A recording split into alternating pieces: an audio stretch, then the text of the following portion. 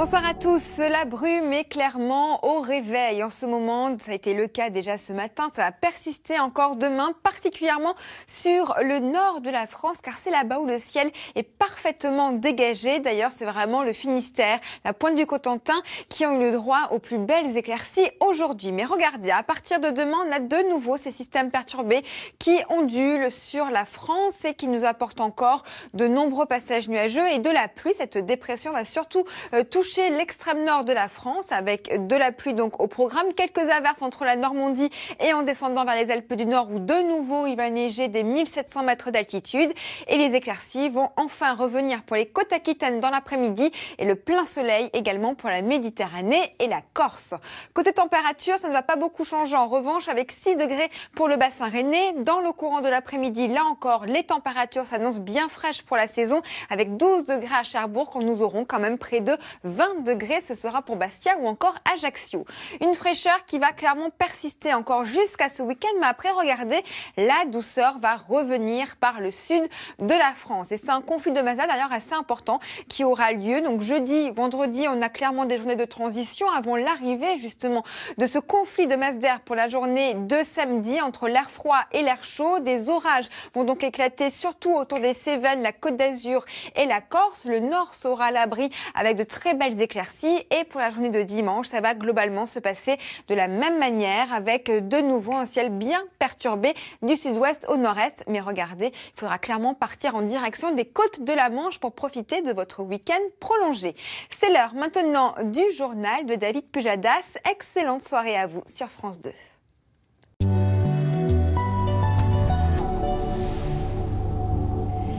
Bonsoir à tous. Mon petit conseil ce soir, n'hésitez pas à partir vers le nord de la France pour ce long week-end du 8 mai. À l'image d'aujourd'hui, le soleil sera largement au rendez-vous. Ça a été le cas à Cherbourg, par exemple, vers le port de Chantereine ou encore du côté de Paris.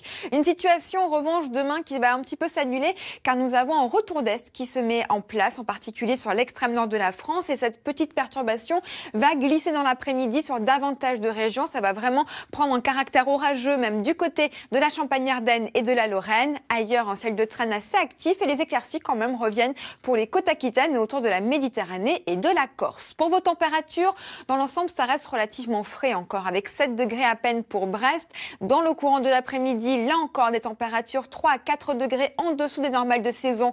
En moyenne, on a quand même près de 20 degrés attendus pour la Corse. Et ensuite, eh bien, c'est simple. Il y a vraiment un conflit de masse d'air qui va se mettre en place à l'image déjà de ce qui s'est passé pour notre long week-end du 1er mai.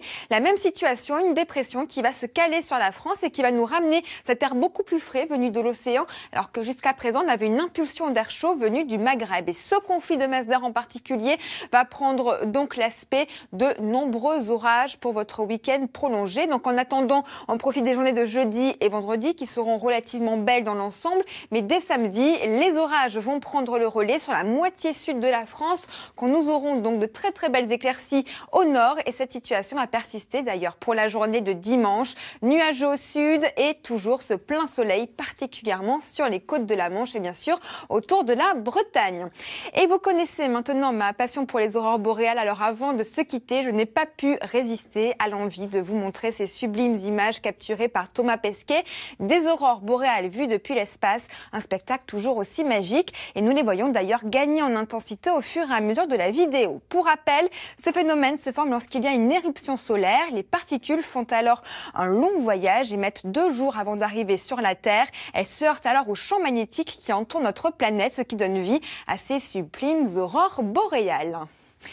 Et ce soir, ne ratez pas un spectacle, événement, une belle soirée théâtre qui vous attend sur France 2.